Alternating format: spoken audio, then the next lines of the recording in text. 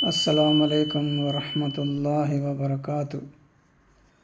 సోదరిమణులారా, ఈరోజు మనము నమాజు నుండి పాపాలు ఏ విధంగా తొలగింపబడతాయి అనే దాని గురించి ప్రవక్త గారు ఎలా చెప్పారు, ఏ విధంగా దాని గురించి వివరించారు అనే సంగతి మనం ఇవాళ హదీసులో తెలుసుకుందాం ఇన్షాల్లా. బిస్మిల్లాహిర్ రహ్మానిర్ రహీం. అల్లాహ్ పేరుతో ప్రారంభిస్తున్నాను. నమాజు ద్వారా పాపాలు రాలిపోవుట. హజరత్ అబూజర్ రజియల్లాహు తాలా అన్హు గారు ఇలా తెలిపెను. ఒకసారి ప్రవక్త సల్లల్లాహు తాలా అలైహి వసల్లం చలికాలంలో ఆరు బయటకు వచ్చిరి. అప్పుడు చెట్ల నుండి ఆకులు రాలుచుండెను. ప్రవక్త సల్లల్లాహు తాలా అలైహి వసల్లం గారు ఒక చెట్టు కొమ్మని పట్టిరి. దానితో ఆకులు ఇంకా రాలుచుండెను. ప్రవక్త సల్లల్లాహు తాలా అలైహి వసల్లం ఇలా పలికిరి: ఓ అబూజర్, ముసల్మాను నిర్మల మనసుతో అల్లాహ్ కొరకు నమాజు చదువునో అతని పాపాలు ఈ చెట్ల ఆకుల వలె రాలిపోవును. వివరణ: చలికాలంలో చెట్ల నుండి ఆకులు అధికంగా రాలును. కొన్ని చెట్లపై ఒక్క ఆకు కూడా ఉండదు. ప్రవక్త సల్లల్లాహు తాలా అలైహి వసల్లం గారి పవిత్ర ప్రవచనము, నిర్మల మనసుతో చదివే నమాజు యొక్క ప్రభావం కూడా అటువంటిదే. అతని సర్వ పాపాలు క్షమించబడతాయి, ఒక్కటి కూడా మిగలదు.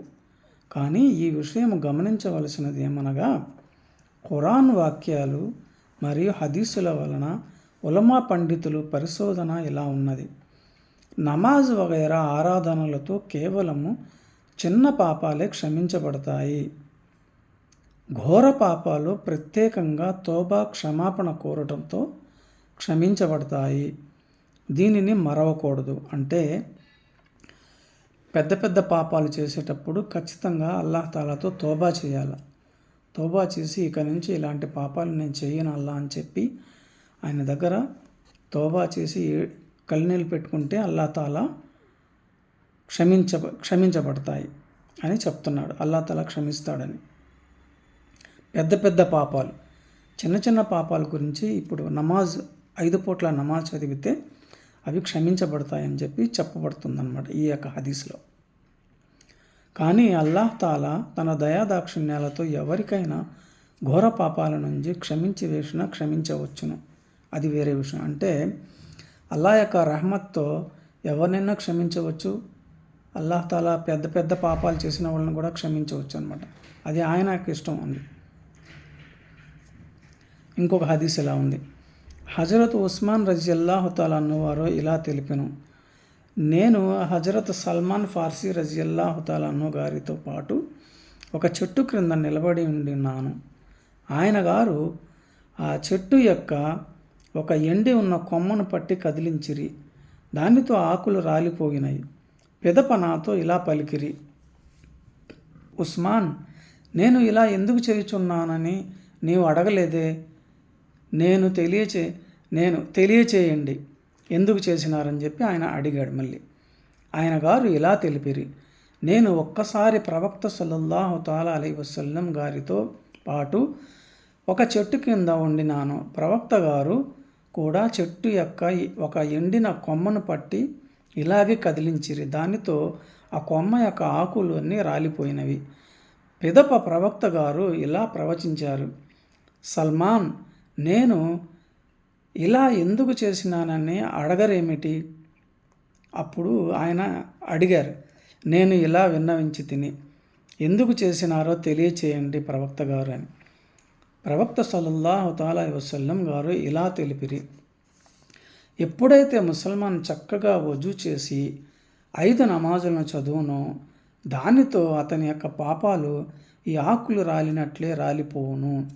పిదప ప్రవక్త గారు ఖురాన్ గ్రంథంలోని వాక్యము అకీమిస్ సలాత తర్ఫైన్ నహార్ వజ్లు ఫమ్ మినల్ లైలి ఇన్నల్ హసనాతి యుజ్హిబ్ నస్సిఆతి ज़ालिक ज़िक्రా లిజ్జాకిరీన్. అంటే దీని యొక్క భావం ఎలా ఉందంటే, నమాజును స్థిరపరచు పగలులోని 2 అంచులలో మరియు రాత్రిలోని కొన్ని భాగాలలో నిస్సందేహముగా పుణ్యాలు దూరము చేయును పాపాలను. అంటే రాత్రిపూట నమాజు, పగలపూట నమాజు మనం చేసుకునే పుణ్యాలు అనేటి పాపాలని దూరం చేస్తాయి. ఈ హితబోధ ఉన్నది ఈ హితబోధ స్వీకరించే వారికి. అంటే దీన్ని చెప్పడం అనేది స్వీకరించే వారిని బట్టి తీసుకునే వారికి కూడా హితబోధన ఉన్నదని చెప్పి చెప్పడం అన్నమాట. వివరణ: హజరత్ సల్మాన్ రజియల్లాహు తాలా అన్హు వారు చేసి చూపించిన ఆచరణ సహబాయ కరాం రజియల్లాహు తాలా అన్హు అజ్మాయిన్ల ప్రేమకి చిన్నపాటి ఉదాహరణ మాత్రమే. మనిషి ఎవరినైనా ప్రేమించినప్పుడు అతని ఒక కదలిక మనసును హత్తుకుంటుంది, మరియు అలాగే అభినయం చేయుట కూడా మనసు కోరుతుంది. ఎవరికైతే ప్రేమ రుచి తగిలి ఉండునో వారు దీని వాస్తవం బాగా తెలిసి ఉండెను. ఇలాగే సహబాలు ప్రవక్త సల్లల్లాహు తాలా అలైహి వసల్లం గారి ఉపదేశాలు నకలు చేయనప్పుడు అనేకసార్లు అభినయం కూడా చేసి చూపేవారు.